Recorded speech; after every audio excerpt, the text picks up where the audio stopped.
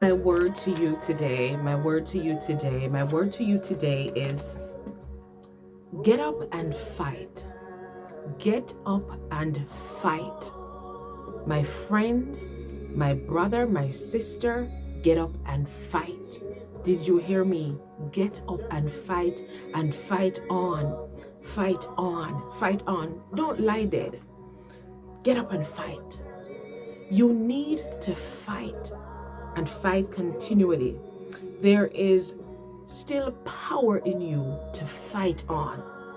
You can't allow the situation to cause you to put your life on a standstill. No, no, no, no. Fight on. Fight on, my friend. Get up and fight on. You are better than this and you know it. You are better than this and you know it. You find yourself sitting here and telling yourself you don't care anymore if you live or you die. Fight on. Fight on. How did you get at this place?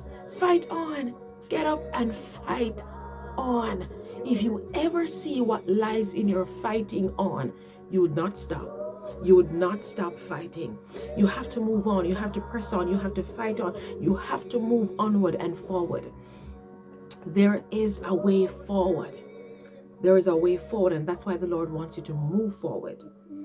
So there were 4 leprous men who stood at the gate trying to decide what to do with their lives. They reasoned among themselves, said to each other, if we go into the city, there's a famine there and we'll die. If we stay here, we're gonna die. But if we throw ourselves in the hands of the Syrians, we may live. If we live, we live. If we die, we die. But they knew they had to go forward. They had to move on. They had to press on. They had to fight on. They had to see what's ahead than to sit here and die. Hallelujah. Is there anyone you want to see? You're determined to see what's ahead. But all of a sudden, you just have this feeling of, I don't even care anymore because of the many disappointments that you would have had. You tell yourself you don't really care anymore, whatever happens. Fight on, press forward. It's in their deciding to go forward that they got victory and they got a great wealth. Hallelujah. Their lives were saved because they went forward. Great wealth came to them because they went forward. For the Lord made them to sound like a great army coming to the Syrians who fled their wealth behind. You don't have a clue what will happen if you decide to move forward. I don't know why the Lord would have you to hear this word today. I know it's not easy, but you have to fight on. You have to fight on. You have to fight on. You have to tell yourself you have to fight on. You don't have a clue what lies ahead in your fighting on, in your pressing on, in your moving forward in spite of believing that God heard your prayer and He is going to answer, that God heard your cry and He's going to rescue you. Fight on, my friend. Continue to fight. Greater is He that is in you than he that is in the world. Greater is ahead than the great challenges that you're experiencing. Fight on, for what is happening to you currently can't be compared to the glory that will be revealed in you if you continue to fight on. Fight on through the darkness around you. Fight on through the discouragement around you. Fight on through the misunderstanding. Mighty God, fight on through the unfairness, what seems so one-sided, what seems like you're outnumbered. In what seems like you're outnumbered, fight on. Fight on for your victory is already fixed. Your victory is already guaranteed. The Lord just wants you to stand still and fight on in spite of. Stand still in faith and fight on in spite of. Your heart says give up. Oh, some of us, your heart may be saying give up, but your spirit, you know in your spirit, the Lord is saying fight on. Your spirit won't surrender. Your spirit won't surrender. When your heart can't take any more heartbreak, when your heart can't take any more disappointment, your spirit is saying you still have to move on. You still have to fight on. Don't lie dead. Don't sit there. Don't numb the feeling. And that's another thing I want to talk to you about. Do not numb the feeling. Don't numb that feeling. Because a lot of us, we just don't want to feel it anymore. We don't want to experience the emotions anymore. We're just so tired. So we have numb our feeling. We've started numbing the feeling against whatever it is we're experiencing. We don't feel anything. We don't care, and that kind of thing. But then